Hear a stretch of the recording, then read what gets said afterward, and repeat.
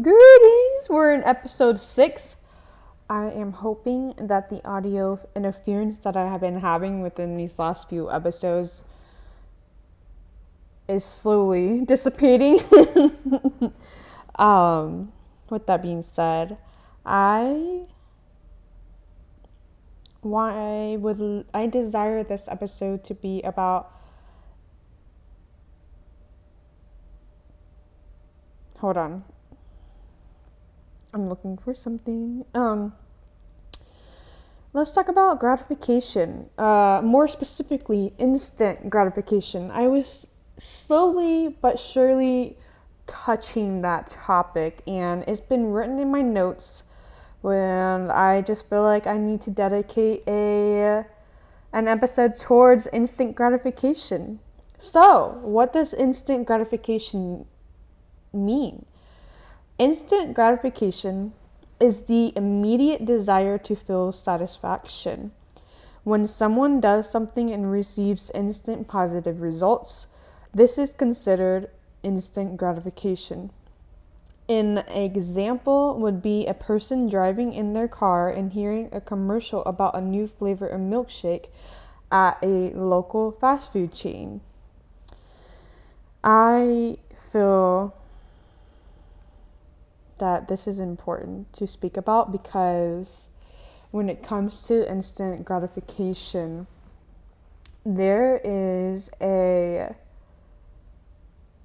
it's being slowly brought to awareness that TikTok, they don't speak about the instant gratification of TikTok, but it's slowly being brought to awareness that the times now with technology, everything is within a quick bite of exposure. Whereas growing up for myself, I had like YouTube and whatnot. So I would have like 10 minutes to an hour of video that I would just sit there and watch for one like duration, and then I'll get off, right?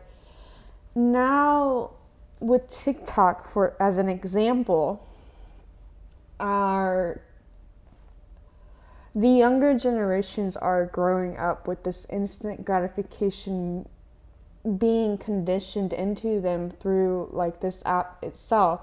And when I speak about TikTok, I'm not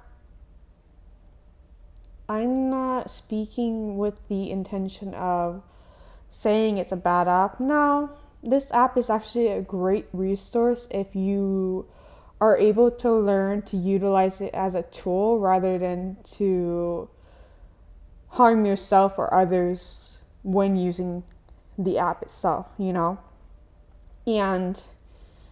I feel instant gratification can be used in the example of TikTok, meaning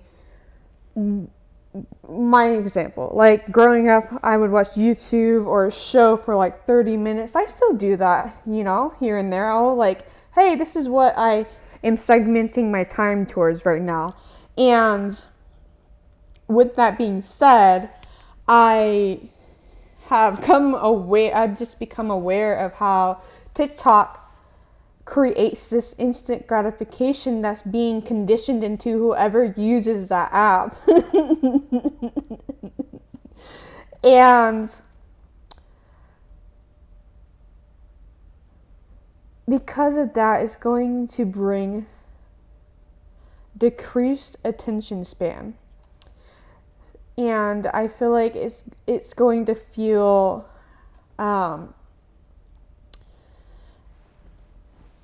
users in the sense where if we continue to go down that route of not being aware of how much we consume TikTok, or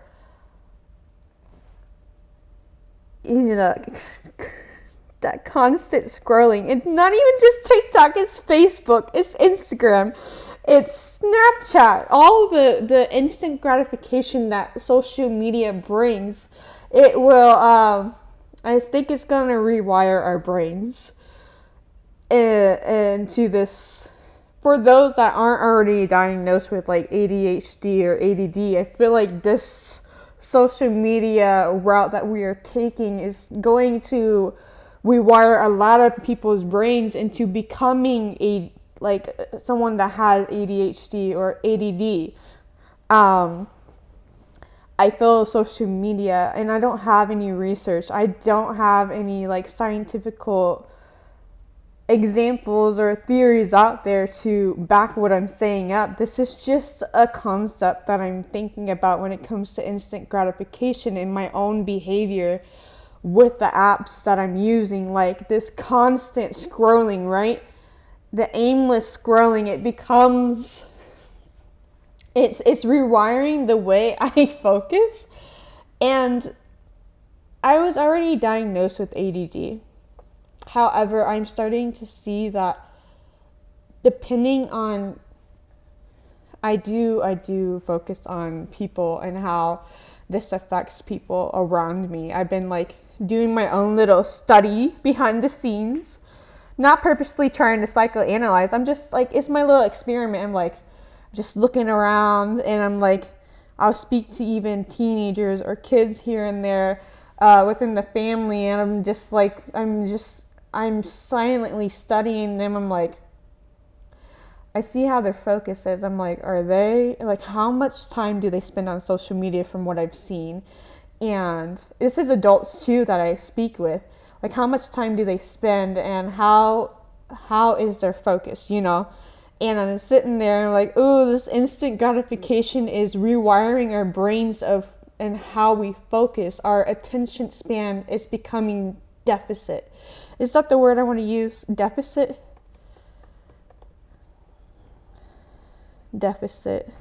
definition.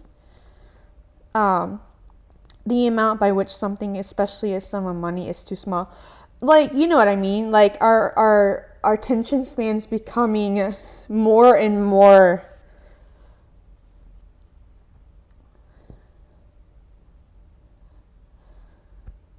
engaged. That's the word I was looking for. We're becoming more and more disengaged from our focus, not being able to have that instant gratification due to the continuous scrolling, or the continuous for example, on TikTok, you scroll one video, it's very happy. You scroll, it's a sad video of an animal, like the ASPCA, whatever that animal organization is, you know, that commercial, that one that's like in the arms of an angel, right? A video that's like that, really sad. And then you got scroll, oh, it's a pretty wedding. Scroll, oh my god, it's a baby that's learning how to walk. Scroll, it's a vehicle being restored. Scrolled, oh look, this is someone's piece of art. This is really pretty. Scroll, oh, this looks like a neat game. Scroll, oh, is this a new dancing trend? Scroll, is this a new sound that's gonna pop off? Like, think about that. That's within seconds. That's in with seconds. And a lot of videos that go popular on TikTok and that are on the For You page are at least 10 to 15 seconds long, because not many people are taking the time to watch a video. And it's like, holy shit. I only speak from my experience, and I feel like that alone for this episode, since I'm not trying to prove anything scientifically, this is just a theory I'm talking about, you know? I'm not trying to be some scientist. I'm just speaking about my own behavior and what I've been able to become aware of through my own actions of the instant gratification. Now, another example that I've already used in this one episode before this, I think is in episode I'm not going to try to remember what episode it was in, but I speak about Monopoly Go. I still have it downloaded. I'm still playing it, and it's still the instant gratification app that's on my phone currently, besides TikTok here and there. I've kind of, because I become aware of how I been aimlessly scrolling here and there on TikTok. I just don't use it as much as I used to. If I am on that app, I'm posting a video. Or I'll see what my friends sent me, and then I get off after I check to see if my friends posted it as well. Monopoly Go has been taking up my time now. Anytime I am on my phone, and I'm like, whoopity-doo. Instant gratification, what's going on? And I want to include this link after the first link of like instant versus delayed gratification. I'm focusing on instant gratification. But there's an example and a different link that's going to be after that, bullet point wise. It's called Instant Gratification, Dark Side of Social Media. I am going to quote what they say. And it's from Akancha against the harassment.com / instant gratification, dark side of social media. Okay. I'm going to quote this article. It says, however, while instant gratification can provide short-term happiness and enjoyment, it can also lead to the negative effects in the long run. The constant need for instant gratification can lead to a decreased attention span, making it difficult for users to focus on anything for an extended period of time. This can lead to feelings of boredom and restlessness, making it difficult for people to stay engaged and productive in their daily lives. Furthermore, instant gratification on social media can also contribute to feelings of low self-esteem and a distorted sense of self-worth. This is because people often compare themselves to others on social media, looking at posts featuring people with perfect lives, perfect bodies, and perfect relationships. This comparison can lead to feelings of inadequacy, which can harm mental health and well-being. Additionally, instant gratification on social media can also lead to a sense of FOMO, fear of missing out, as people are constantly exposed to posts about others' experiences and activities.